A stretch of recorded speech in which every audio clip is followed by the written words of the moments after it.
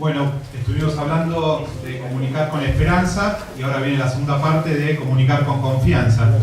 Así que tenemos a dos amigos, dos colaboradores que son gente de la profesión. En primer lugar va a hablar Santiago Farrell, que es editor del diario Perfil, y después Mariano de Bedia, que es del diario La Nación, periodista del diario La Nación. Así que cada uno se va a presentar y primero va a tener cada uno un rato de exposición y después haremos un panel donde iremos recibiendo las preguntas, como les contaba Maxi, los que quieren a través de la web, y si no, a través del papel que va a ir Esteban repartiéndoles. Así que vamos a darle primero la palabra a Santiago. Gracias. Bueno, primero gracias por la invitación. Estuve también en el encuentro anterior, me gustó mucho. Y gracias a ustedes por la atención y por estar aquí. Pregunté especialmente a Martín si había muchos de los participantes que venían de la otra vez también y me dijo no, que hay mucha gente nueva, joven y nueva que se ha sumado, y eso me interesa mucho, primero por el crecimiento y segundo porque voy a decir en algunos casos las mismas cosas que dije antes. A lo mejor que haya gente nueva. También es una reflexión periodística y con una advertencia. Cuando yo empecé a trabajar, digamos, en el último tercio del siglo pasado, que era horrible, pero es así, la profesión era una, bastante clara, delimitada, no había variado significativamente en 60, 70 u 80 años, habían cambiado algunos lenguajes, habían aparecido nuevos medios. Cuando yo era chico, la radio no era informativa, tenía solo un informativo, luego vino todo un boom informativo, ahora parece que se volviera atrás en eso.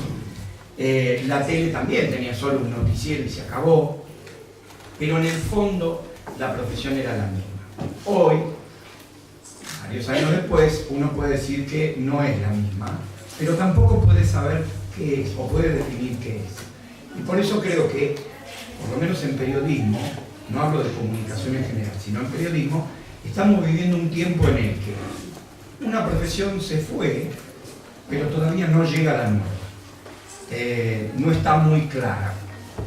Entonces, es desde esa realidad que a mí me gusta compartir con ustedes las experiencias cotidianas de un periodista, pero haciendo una salvedad muy importante. El orden de los factores aquí sí es importante. Uno debiera decir que es la experiencia de un católico que es periodista, no de un periodista católico. No es un tema menor. Ustedes saben que las organizaciones de prensa que nuclean a los periodistas y a organismos de la Iglesia, siempre se da ese debate, que no llega a la ferocidad de la grieta, pero se da entre los periodistas católicos que trabajan en medios católicos y los periodistas que son católicos que no trabajan en medios católicos, es decir, en medios seculares. Y uno se plantea, ¿verdaderamente un periodista católico es aquel que transmite un mensaje católico en una publicación católica exclusivamente para católicos? ¿O uno puede ser un católico que trabaja en un banco o trabaja en un medio que es secular y que no se dirige solamente a católicos? Personalmente creo que la gran mayoría está en esta opción, que es la mía, y no en la otra, a pesar de que hay muchos que trabajan en medios católicos. Yo lo he hecho toda mi vida en medios seculares, por una cuestión familiar, por una cuestión de formación además cultural. Vengo de una familia de sacerdotes, mi tío fue obispo, mi primo es sacerdote. Yo siempre fui el católico en las redacciones. El católico, ese que, ¿viste lo que dijo ese obispo de Tonga? Y yo tenía que responder por lo que un obispo de Tonga había comentado, pues yo era el católico en la redacción. Y recuerden que hace años que trabajo en un medio secular que hasta hace muy poquito editaba Playboy, o sea que no es que esté precisamente en un medio muy orientado. De hecho, muchas veces en las reuniones del sumario me dicen va a hablar el monseñor. Con la ironía de que hubo un monseñor para que fue muy importante. Entonces, ahí entra una novedad, que es, cuando uno es un católico que trabaja en un medio secular, ya no importa tanto lo que uno escribe en cierta medida, que importa, sino lo que uno es. Porque de algún modo es el testimonio que uno está dando al ser alguien que es identificado y que lo identifican con la Iglesia, con la fe, con el catolicismo. Entonces, desde esa realidad de trabajar en los medios seculares, a mí me gusta ejercer siempre en estos encuentros algo así como la figura del llamado abogado del diablo. Ustedes, que ahora convenientemente creo que se llama, que le cambiaron el nombre, ya no es abogado del diablo en derecho canónico, que es aquel que le tiene que encontrar el pelo al huevo a todas aquellas propuestas para un beato o un santo. Es decir, el que va en contra del sentido común, o el fervor, o la fe, aquel que se distingue. Y esto es lo que quiero decir. ¿Por qué lo quiero decir así? Porque yo quiero comentar que trabajo en los medios seculares, que en los últimos tiempos habrán visto que se han convertido prácticamente, y tanto en comentarios de un lado o del otro, en el eje del mal. Si hay violencia es por los medios, si hay secuestros es por los medios, si hay grietas es por los medios, si hay corrupción es por los medios. Es decir, pareciera que los medios generan todo, y generan todo con esa tendencia a tomar las malas noticias. Es decir, siempre están tomando las malas noticias. Hay en este razonamiento, desde mi modesto punto de vista, varias fallas. La primera es una subestimación muy grande del público. Digo público porque puede ser audiencia, lector, oyente. Ustedes sabrán que está esto generalizado, que los medios mienten, y que alguien alguna vez lo sintetizó en una pintada que apareció, que no sé si no es una leyenda urbana porque nunca la vi, y perdón por la mala palabra, no es mala palabra, que dicen, nos mean y los diarios dicen que llueve. Cuando a mí me hacen esas objeciones, yo digo, si a uno lo están meando, necesita que un diario le diga que están lloviendo y él va a creer que está lloviendo. Esa es la esencia de la mirada paternalista, en el mejor de los casos, o subestimadora de la persona como lectora que tienen los medios hoy. Y yo ante el tema, como en la invitación me pedían que reflexionemos a partir del mensaje del Papa Francisco por la Jornada Mundial de las Comunicaciones, lo leí con mucho cuidado y me surgieron 3 reflexiones que quería compartir con ustedes y que me parecen muy interesantes. Francisco empieza su mensaje diciendo que la impresión general que todos tenemos es que a partir de los medios estamos llenos de malas noticias. Los medios nos hablan de guerra, nos hablan de refugiados que se ahogan, nos hablan de narcotráfico, nos hablan de violencia. Pero una vez que Francisco plantea eso, hace una advertencia muy clara y dice, pero a los medios no se les puede pedir que ignoren los contornos de cierta realidad o que impulsen un optimismo sin sentido o exagerado. Supónganse ustedes que a mí me piden ir a la ciudad de Alepo y escribir una nota sobre la situación de los cristianos en Alepo, en Siria, me va a resultar muy difícil encontrar una buena noticia, entendiendo por buena noticia el contenido de la noticia como positivo. Y entonces, Francisco dice en el comienzo una cosa que me la anoté porque me interesa mucho, que él invita a todos, y acá dice no solo periodistas, sino a todos, y después voy a referirme a por qué, a la búsqueda de un estilo comunicativo abierto y creativo, que no dé todo el protagonismo al mal, sino que trate de mostrar las posibles soluciones favoreciendo una actitud activa y responsable en las personas a las cuales va dirigida la noticia. Invito a todos a ofrecer a los hombres y a las mujeres de nuestro tiempo narraciones marcadas por la lógica de la buena noticia. ¿Qué quiere decir eso? Quiere decir para mí que en el fondo estamos hablando de una cuestión de forma y no de contenido. Una cuestión de pensar el enfoque de la noticia y no de la noticia en sí. No es un tema menor, porque si hoy agarramos la tapa de los diarios, nosotros vamos a ver siempre noticias con un trasfondo terrible y doloroso. Pero lo que a mí me parece que este mensaje nos invita es, en ese trasfondo y en esa realidad dolorosa, hay que encontrar la buena noticia en el sentido de una mirada, un enfoque. Y eso es, en parte, si se quiere, comunicar con confianza.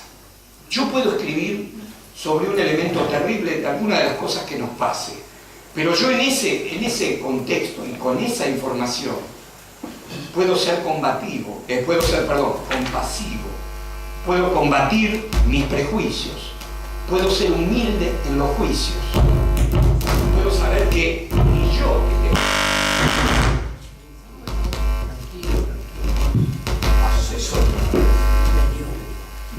que tengo ese poder, ni cualquier otro, puedo arrojar la primera piedra de ese juicio impiadoso que a veces vemos.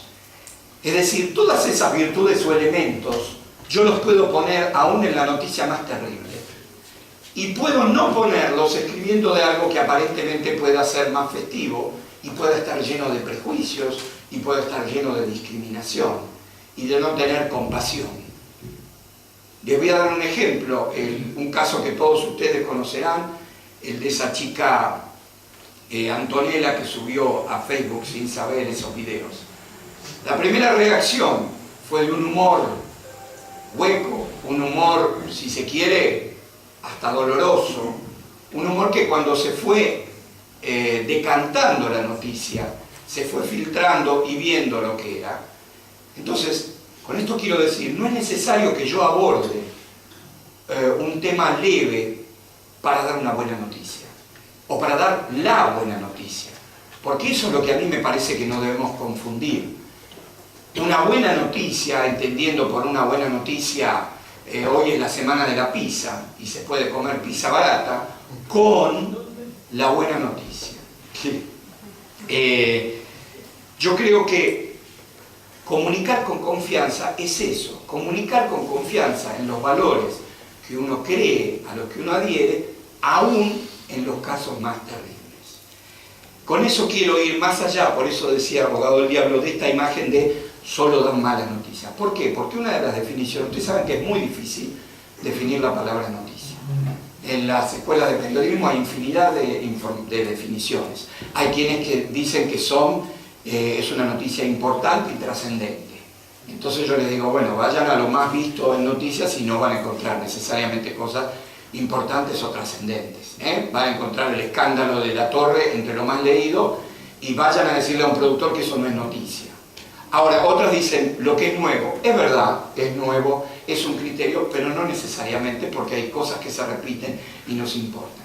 Pero sí hay una definición de noticia que suele resistir todo, que es aquello que quiebra la serie, aquello que interrumpe una lógica, aquello que se distingue. Para dar un ejemplo que siempre se usa, no es noticia que un perro muerda a un hombre, sino que un hombre muerda a un perro. O yo nunca voy a escribir una noticia sobre el fútbol de segunda división de Turquía, pero si un partido termina 30-0, lo voy a escribir. Se rompió una lógica, etc. La tendencia a que entonces lo que nos llama la atención, lo malo, lo que nos da miedo, lo que nos asusta, sea noticia, es casi natural. Por eso es importante la comunicación con confianza, la comunicación que no termine en la conclusión de me pego un tiro porque no podemos ir a ningún otro lado, aún en las condiciones más terribles. La segunda reflexión que yo quería hacer siempre desde un periodista secular está orientada a quienes trabajan para divulgar, en este caso sí, ya informaciones eclesiásticas, digamos, o de las diócesis o religiosas. Y para eso es muy importante hacer una aclaración. Ustedes vieron que se habla indistintamente, se dice los medios. Y cuando se dice los medios, en realidad se está hablando de un conjunto, de una empresa, de un colectivo, de un lugar que supera la individualidad. Y no se habla tanto de los periodistas. Y a mí me parece que una de las claves de toda buena comunicación es entablar el vínculo personal con personas. Es decir, que nuestra comunicación no sea con los medios, sino con personas que trabajan en los medios. Ese trabajo de, puede sonar una palabra, inteligencia, de cuando son medios regionales, pequeños, no tan importantes, pero cuando son medios más grandes sí es muy importante, es clave. Nuestro vínculo tiene que ser con personas. Y son esas personas las que van a recibir y eventualmente transmitir nuestras noticias. Pero son esas personas que trabajan en medios, estoy refiriéndome a medios seculares, que tienen lógicas, tradiciones, historias, lenguajes. Es decir, no son personas que porque son gauchistas van a publicar todo lo que yo quiero, sino que están en mi contexto. Y yo tengo que tener la inteligencia y la capacidad de ponerme en el lugar de ellos, de buscar la mejor, y volvemos a forma y contenido, la mejor forma para que llegue mi contenido. Si yo arranco una noticia de un encuentro religioso transcribiendo 10 salmos seguidos y pidiéndole al periodista que trabaja en un lugar que empiece a hacer la noticia, y no creo que vaya a salir a decir la noticia. Si yo le tomo palabras y tomo las reacciones más importantes de la gente, si empiezo por la cantidad de gente que vino, o por quién vino del lugar más lejano, desafiando cuestiones para llegar ahí, yo es muy probable que tenga esa noticia con algún elemento. Adaptar una noticia, pensarla en la lógica de un medio, no es traicionarla, de ningún modo. Siempre tenemos que saber que el periodismo es divulgar. Y divulgar es empobrecer. ¿Por qué no?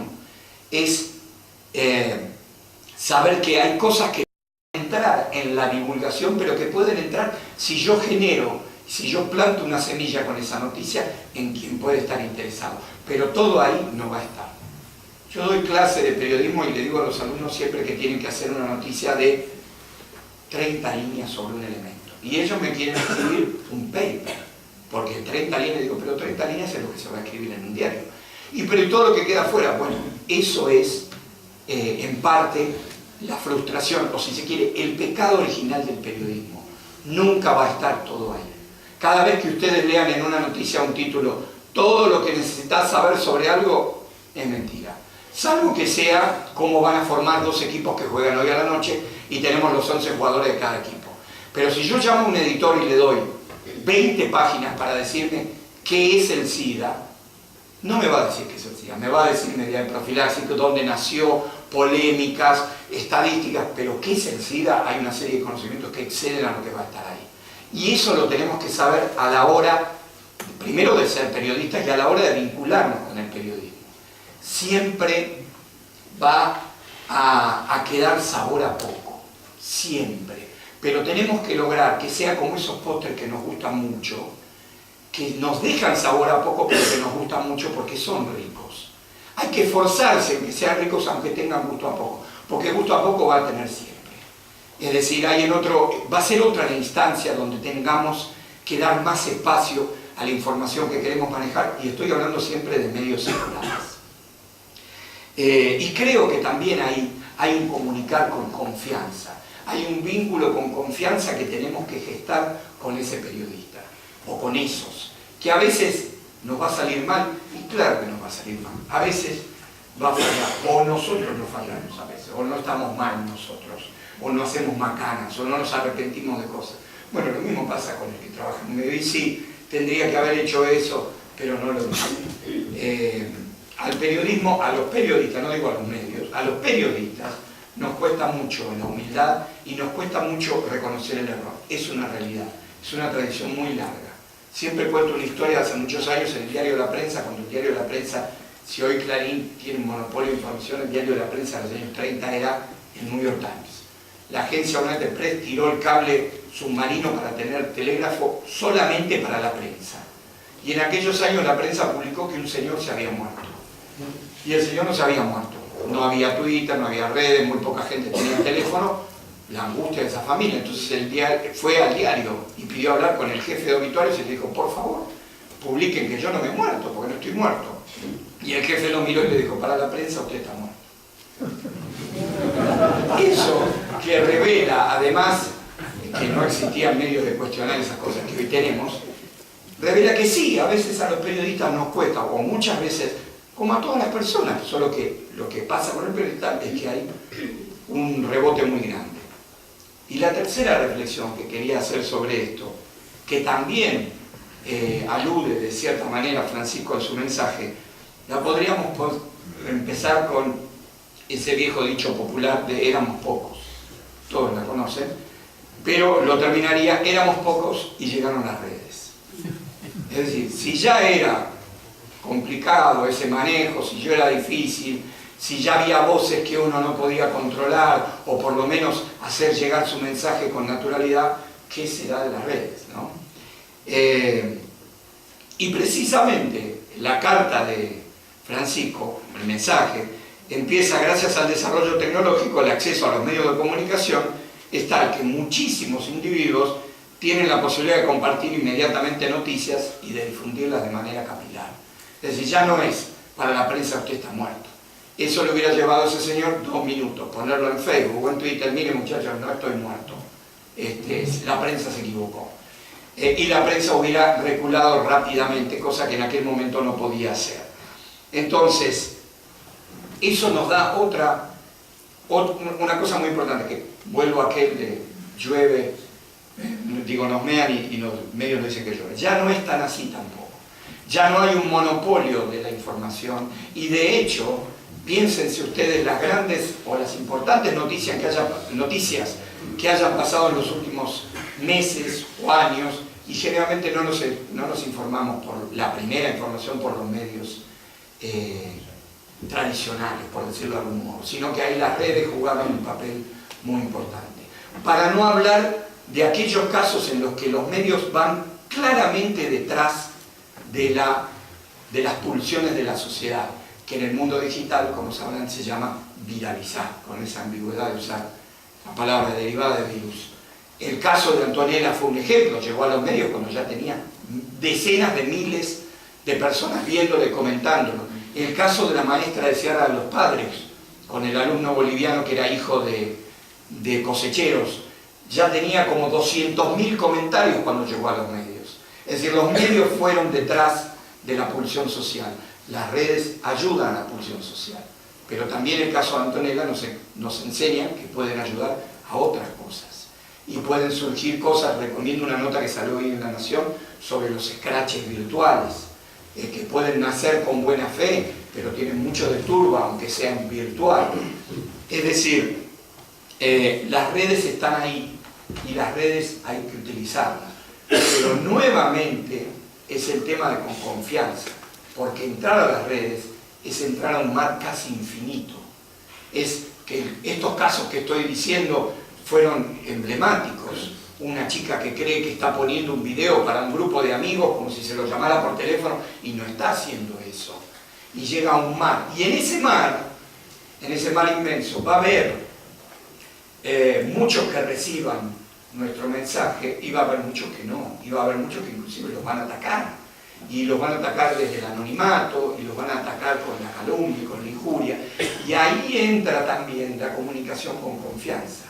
Porque comunicar con confianza significa, yo voy a comunicar este mensaje que necesito con confianza,